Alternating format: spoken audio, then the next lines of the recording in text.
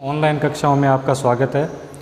कल हमने किया था कंपनी के 5 सवाल तक हमने कर लिए। आज सवाल नंबर 6 नंबर है, ललिता लिमिटेड की स्थापना 10 लाख अधिकृत पूंजी से की गई। यानी ललिता लिमिटेड की जो ऑथोराइज्ड कैपिटल है वो दे रखी है 10 लाख, जो कि 1 लाख 5700 में विभक्त है 10 रुपये वाले। कंपनी ने जनता में 75,000 समतांश 11 रुपये प्रति अंश के हिसाब से निर्गमित किए। अब कंपनी इश्यू कर रही है इन 1 लाख में से केवल 75,000 शेयर्स, और वो भी 11 रुपये में, जो इस प्रकार दिया था। आवेदन पर 3 रुपये, एप्लीकेशन की जो राशि है वो दे रखी है 3 रुपये, अलॉटमेंट की राशि दे रखी है 4 रुपये, उसमें लिख रखा है प्रीमियम सहित, यानी 3 रुपया कैपिटल का और 1 रुपया प्रीमियम का। 11 रुपये में इश्यू कर रही है, 10 रुपये उसकी शेयर की वैल्यू है। तो जो 1 रुपया बचा है वो है सिक्योरिटी प्रीमियम का, और सिक्योरिटी प्रीमियम देना है अलॉटमेंट पे। अगर इसमें कोई सूचना नहीं होती है सिक्योरिटी प्रीमियम के बारे में कि सिक्योरिटी प्रीमियम है तो सही, लेकिन वो देना का है, तो बिना सूचना के अभाव में सिक्योरिटी प्रीमियम हमेशा अलॉटमेंट पे लागू रहता है। उसके बाद लिख रखा है शेष प्रथम व अंतिम मांग पे, यानी जो फर्स्ट कॉल है बाकी की जो वैल्यू है वो फर्स्ट कॉल पे है। बाकी की वैल्यू कितनी हुई, टोटल 11 रुपये के, 11 रुपये की वैल्यू के एक शेयर है तो 3 रुपये तो ले लिया एप्लीकेशन पर, अलॉटमेंट पे ले लिया 4 रुपये, बच्चे जो फर्स्ट कॉल पर। तो 4 3 7, 11 में से 7 गए 4, यानी फर्स्ट कॉल होगी 4 रुपये की। जनता से 70,000 अंशों के लिए आवेदन प्राप्त हुए। अब जो सब्सक्राइब्ड कैपिटल है वो हुई है 70,000 शेयर्स। तो देखो इश्यूड किए थे 75,000, उसमें से 70,000 हुए, यानी ये हो गया न्यून अभिदान। न्यून अभिदान के अंतर्गत जो इश्यूड कैपिटल, अब इस 75,000 का कोई मतलब नहीं रहता। अब सब्सक्राइब कैपिटल 70,000 जनता ने मांगे, 70,000 है तो 70,000 से ही सवाल चलेगा अब आगे। निम्न के अतिरिक्त सभी धनराशियाँ समय पर प्राप्त होगी। रमेश जिसके पास 1000 अंश थे, अब एक शेयर होल्डर है रमेश, उसके पास 1000 शेयर थे, बंटन तथा प्रथम मांग राशि नहीं दी। अब इसने अलॉटमेंट की राशि और फर्स्ट कॉल की राशि नहीं चुकाई है। दूसरा शेयर होल्डर है सुरेश, सुरेश के पास 2000 शेयर्स है, जिसने प्रथम मांग राशि का भुगतान करने में असमर्थ रहा। इसने प्रथम मांग राशि का भुगतान नहीं किया। उक्त व्यवहारों को कंपनी की जर्नल एवं रोकड़ बही में दर्ज कीजिए तथा चिट्ठा तैयार कीजिए। तो सबसे पहले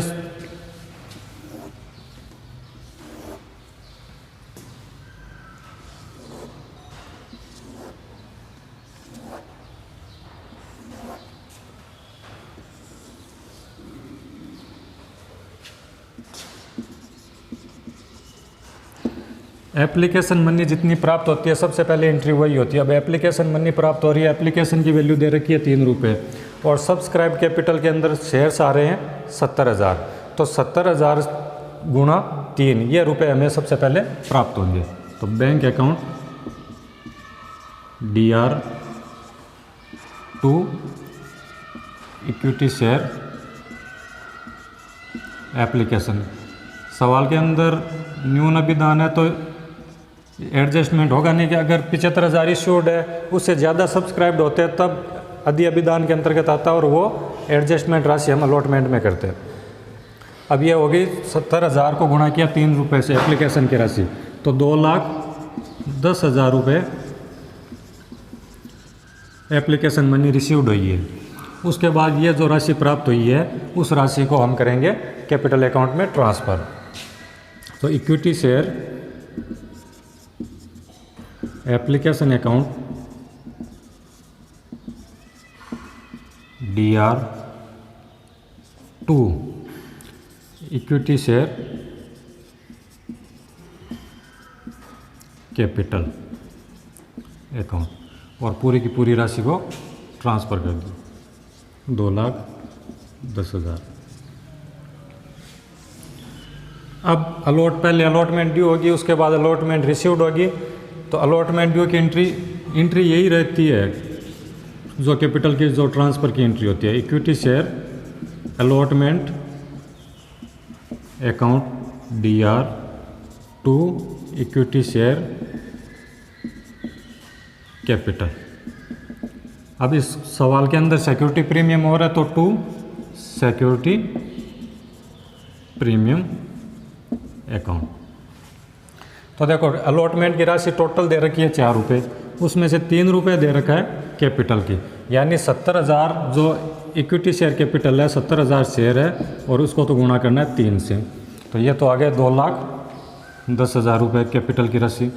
उसके बाद में जो सिक्योरिटी प्रीमियम 1 रुपये है उसको गुणा करना है 70,000 से, 70,000 गुणा 1, ये आ गया 70,000, तो टोटल हो गया 2,80,000। अब जो अलॉटमेंट राशि ड्यू की है उसके प्राप्ति की, तो bank account DR to equity share allotment. अब ड्यू कर रखी है 2,80,000, 2,80,000 हमें प्राप्त करने थे कंपनी को, लेकिन इसमें से एक शेयर होल्डर है रमेश, जिसने 1000 शेयरों के लिए अलॉटमेंट की राशि नहीं दी।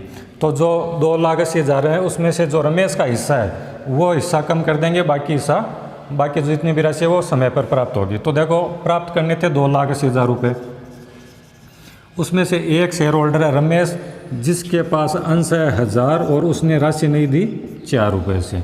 तो ये 4 रुपये में 3 रुपये तो कैपिटल के नहीं दे रहा है और 1 रुपये सिक्योरिटी प्रीमियम के नहीं दे रहा है, तो 2,80,000 में से 4,000 को घटा देंगे, तो ये हो गए 2,76,000।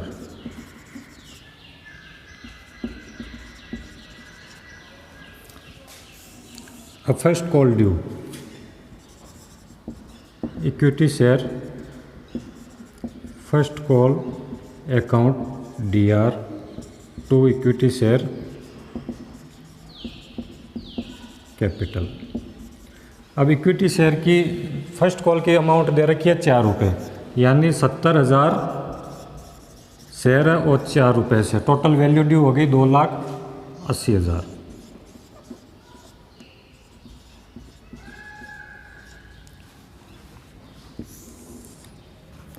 प्राप्ति की बैंक अकाउंट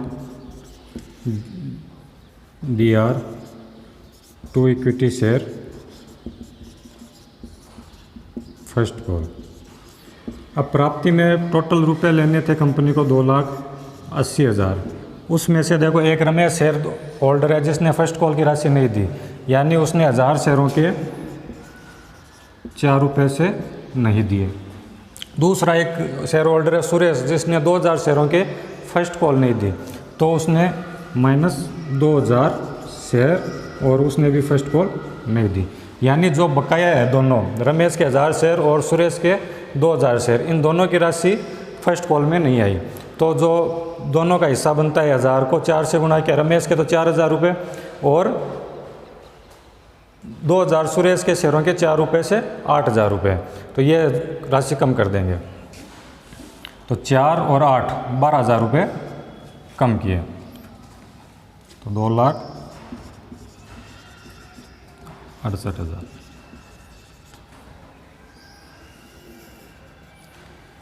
तो सवाल में एप्लीकेशन अलॉटमेंट और फर्स्ट कॉल 3 ही थी। और इसके बाद सवाल में पूछा है बैलेंस शीट और जर्नल एंट्री। तो जर्नल एंट्री तो हो गई, अब रही बैलेंस शीट।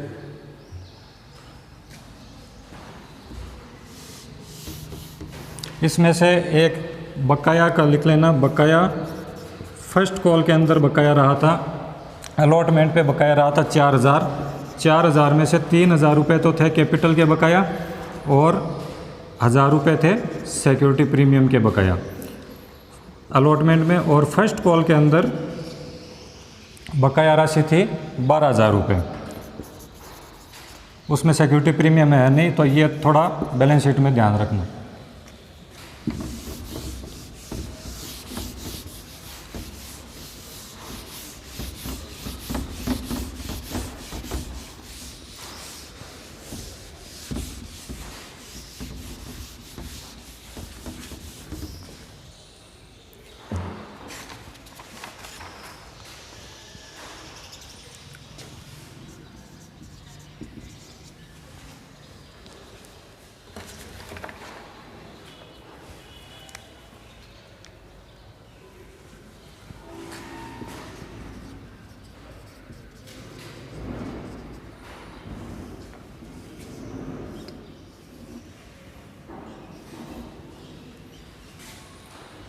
पहला नोट है, इसमें दो नोट बनेंगे, एक सिक्योरिटी प्रीमियम का और एक शेयर कैपिटल का। तो पहला शेयर कैपिटल। शेयर कैपिटल में सबसे पहले आती है अथॉराइज्ड कैपिटल। जो फर्म की अथॉराइज्ड कैपिटल थी वो थी 1 लाख शेयर 10 रुपये वाले। तो 1 lakh equity share rupees 10 each. तो 1 लाख को 10 से गुणा किया 10 लाख रुपये। उसके बाद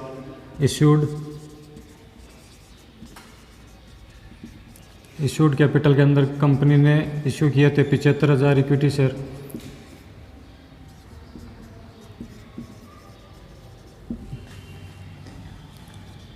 $7,50,000। तीसरा आता है सब्सक्राइब्ड कैपिटल। सब्सक्राइब्ड हुए थे 70,000 इक्विटी शेयर @ ₹10। यहाँ ध्यान रखने वाली बात यह है, यहाँ 11 रुपये नहीं लिखना, यहाँ 10 रुपये से करना, क्योंकि 1 रुपया सिक्योरिटी प्रीमियम का था, वो सिक्योरिटी प्रीमियम के नोट्स में जाएगा। तो 70,000 को 10 से गुणा किया 7 लाख, क्योंकि इसमें बकाया भी है। Less calls in arrear. अब जो कैपिटल की राशि बकाया रही है वो कैपिटल की राशि इसमें से घटा दी जाएगी। अब कैपिटल की राशि बकाया कितनी है? कैपिटल में अलॉटमेंट के अंदर 3,000 रुपये थे और इसमें से 12,000 रुपये, टोटल मिला के 15,000 रुपये कैपिटल में से बकाया है। तो 15,000 रुपये इसमें से घटा देंगे, तो 7 लाख में से 15,000 गए 6,85,000। यह तो हुआ शेयर कैपिटल। उसके बाद में दूसरा है रिजर्व एंड सरप्लस। इसमें सिक्योरिटी प्रीमियम। सिक्योरिटी प्रीमियम था 70,000 इक्विटी शेयर @₹1 ईच, यानी 1 रुपया ही सिक्योरिटी प्रीमियम। तो 70,000 को 1 से गुणा किया 70,000। इसमें से भी जो रमेश के शेयर थे उसमें अलॉटमेंट राशि नहीं आई थी, तो अलॉटमेंट पे 1 रुपया सिक्योरिटी प्रीमियम का भी था, तो वो सिक्योरिटी प्रीमियम इसमें से लेस कर देंगे जो प्राप्त नहीं हुआ है। लेस कॉल्स इन एरियर 1,000 रुपये। तो ये हो गए 69। ये हुआ नोट्स टू अकाउंट। अब इसके बाद में बनाएंगे बैलेंस शीट।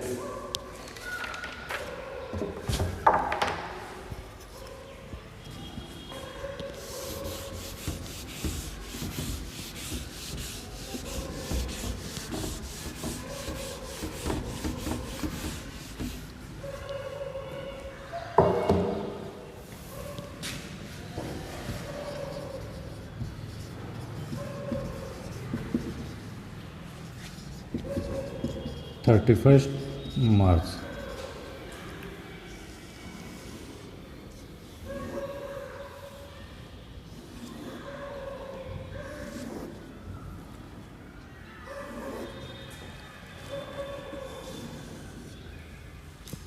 पहला कॉलम पर्टिकुलर, नेक्स्ट आता है नोट नंबर का, उसके बाद figure of current year and figure of previous year. अब इसमें सबसे पहले लेते हैं हम equity and liabilities. Equity and liabilities के अंदर फर्स्ट प्रायोरिटी में आता है शेयर होल्डर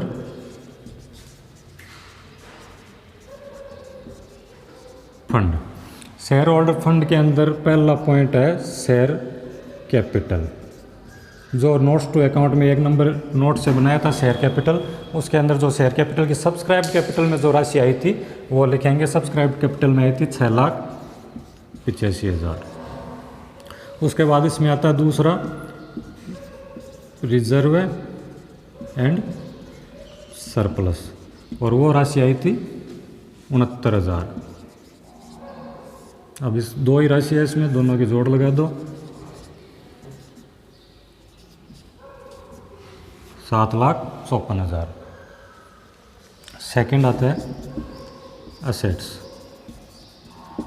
असेट्स के अंदर 2 नंबर पे आता है करंट असेट्स, और करंट असेट्स में डी पॉइंट होता है कैश। तो कैश है 7,54,000, जो ऊपर राशि आती है वही कैश आएगा, चाहे रोकड़ बना के देख लो, चाहे अकाउंट बना के देख लो, चाहे डायरेक्ट लिख दो। तो ये था आपके सवाल नंबर 6। अब नेक्स्ट वीडियो में